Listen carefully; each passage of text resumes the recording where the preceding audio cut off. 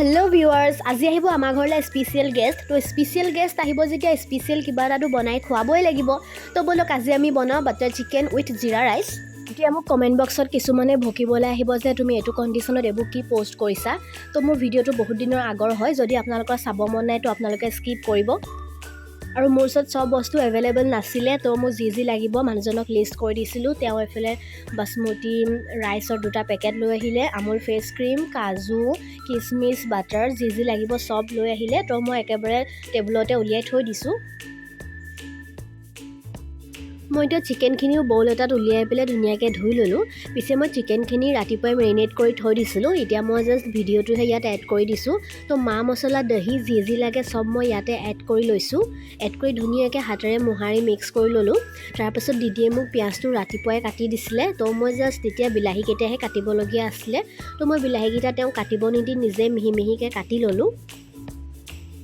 তাৰপাছত মই কেৰাহী এখন ধুনীয়াকৈ ধুই পেলাই বিছমিল্লা বুলি গেছত পাতি দিলোঁ। তাৰপাছত মই ইয়াতে এতিয়া এড কৰিছোঁ ৰিফাইন। পিছে অকল ৰিফাইন নিদিওঁ, মই এতিয়া ইয়াত বাটাৰো এড কৰিম।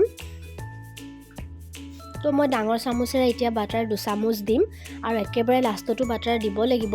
তো মই এতিয়া ফাৰ্ষ্টে 2 চামুচ দিছোঁ ডাঙৰ চামুচেৰে। তাৰপাছত কাটি থোৱা পিঁয়াজখিনি যে আছিলে সেইখিনি মই এতিয়া ইয়াতে এড কৰিছোঁ। পিঁয়াজটো অলপ গল্ডেন ব্ৰাউন নোহোৱালৈকে ভাজি ল'ব লাগিব। তো দেখিছে আপোনালোকে পিঁয়াজে নিজৰ ৰং সলনি কৰিলে। তো তেতিয়া মই ইয়াতে কাটি থোৱা বিলাহীখিনিও দি দিম।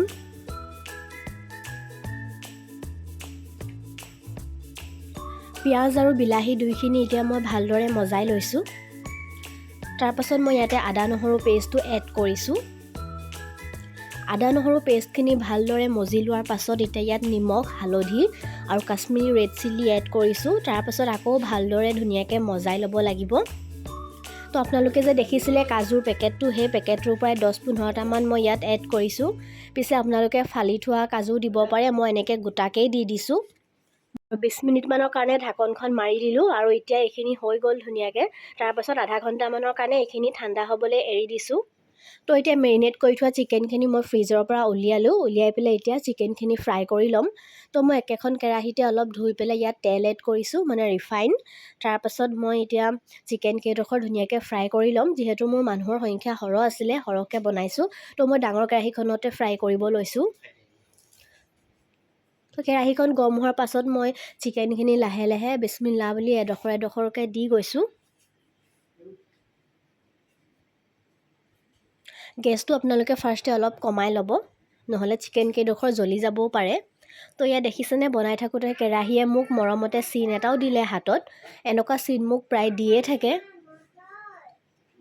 তো আধা ঘণ্টামান হোৱাৰ পাছতে মই ইয়াৰ পিঁয়াজ আৰু বিলাহীখিনি ধুনীয়াকৈ পেষ্ট কৰি ল'ব লৈছোঁ। আৰু দেখিছেনে মই ইমান ফাষ্ট মিক্সিত দিছিলোঁহে পেষ্ট বনি ৰেডি হৈ গ'ল। তো এইটোৱে হৈছে মেইন বস্তু বাটাৰ চিকেনৰ। তাৰপাছত এতিয়া মই কেৰাহীত বাটাৰ আৰু ৰিফাইন অলপ এড কৰিলোঁ, লগতে চিকেন যে ফ্ৰাই কৰি থৈছিলোঁ তাৰো তেলখিনি ওপৰে ওপৰে মই ইয়াত এড কৰিছোঁ। তো এইখিনি ভালদৰে মই লৰাই মেলি পানী অকণমান এড কৰিছোঁ জাষ্ট। তাৰপাছত কচুৰি মেথি হাতেৰে গুড়ি কৰি ওপৰত দি দিছোঁ। পিছে আপোনালোকে বেছি নিদিব, নহ'লে খোৱাৰ টাইমত কচুৰি মেথিৰ গোন্ধটো আহিলে খাবলৈ ভাল নালাগে। তো মই ইয়াতে এতিয়া চিকেনখিনিও এপিচ এপিচকৈ ওপৰে ওপৰে দিলোঁ, লগতে টমেটো চচো এড কৰিছোঁ। আপোনালোকৰ ওচৰত নাথাকিলে আপোনালোকে টমেটো চচ স্কিপ কৰিব পাৰে। তো অলপ উতলাই ল'বৰ কাৰণে 15 মিনিটমানৰ কাৰণে ঢাকন মাৰি দিছিলোঁ। তাৰপিছত এতিয়া মেইন বস্তুটো দিব লৈছোঁ, আমুল ফ্ৰেছ ক্ৰীম। ইয়াত মই গোটেইটোৱে দি দিম, তেতিয়া খাবলৈ টেষ্টটো ভাল হ'ব। তো মই আপোনালোকে দেখিছে গোটেই ফ্ৰেছ ক্ৰীমটো ইয়াতে মই এড কৰিলোঁ। তাৰপিছত লাষ্টত এতিয়া মই আকৌ বাটাৰ দিছোঁ। মই অথনি কৈছিলোঁ আপোনালোকক যে লাষ্টত বাটাৰ দিব লাগিব। তো এতিয়া মই ঢাকনখন অলপ টাইমৰ কাৰণে মাৰি দিলোঁ। আৰু এয়া মোৰ বাটাৰ চিকেন ৰেডি হৈ গ'ল। এতিয়া ব'লক জিৰা ৰাইচৰ প্ৰিপাৰেশ্যন কৰোঁ। তো মই বাসমতি চাউলৰ পেকেটটো খুলি ধুনীয়াকৈ 2 কেজি চাউল ইয়াতে ঢালিলোঁ। ঢালি পেলাই ধুনীয়াকৈ ধুই লৈছোঁ। তো মই এখিনি কুকাৰত বনাম, এখিনি চচত বনাম। তো এইফালে মোৰ কুকাৰৰখিনি ৰেডি হৈ গ'ল, এইফালে মোৰ চচৰ জিৰা ৰাইচখিনিও ৰেডি হৈ গ'ল। তো এয়া ৰেচিপি ৰেডি হৈ গ'ল, আলহীও আহি পালেহি। তো এয়া মানুহজনে আলহীৰ কাৰণে কেম্পা আৰু মিঠাই লৈ আনিছিলে। ঘৰত বনোৱা মিঠাই যিমানেই নাথাকক, আলহী আহিলে দোকানৰ মিঠাই খোৱালেহে ভাল লাগে। তো এটা এইবোৰ কিবাকিবি লৈ মেলি আহিলে, এতিয়া যাওঁ আলহীৰ লগত কথা পাতোঁগৈ। তো আজি ভিডিঅ'টো ইমানেই আছিলে, ভাল লাগিলে লাইক এটা কৰি দিব। বাই এভৰিৱান।